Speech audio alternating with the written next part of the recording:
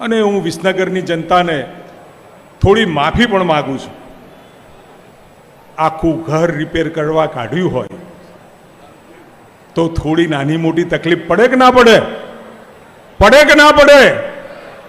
રસોડું રિપેર થતું હોય, બેડરૂમ રિપેર થતો હોય, ડ્રોઈંગ રૂમ રિપેર થતો હોય, 2027 સુધી મિત્રો હું ખાતરી આપું છું, વિસનગર શહેર અને વિસનગર તાલુકો ઉત્તમમાં ઉત્તમ સુવિધાયુક્ત, નાની મોટી કોઈ પણ પ્રકારની મુશ્કેલી ના પડે.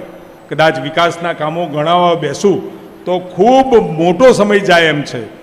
પૈસા વપરાયા છે, આપણે એનો મહત્તમ સારી રીતે ઉપયોગ કરી શકીએ એ પ્રમાણેનું ક્વોલિટી કામ માટે હું રાત્રે 11-12 વાગે સુપરવિઝન કરવા જોવા પણ રાજ્યની જવાબદારી પૂરી કર્યા પછી વિસનગરની મારી જવાબદારી છે એ જોવા માટે પણ રાત્રે હું રૂબરૂ કાર્યકર્તાઓની સાથે, ઉત્તમભાઈ હોય, તાલુકાના સભ્યો હોય તો હું પહોંચેલો છું.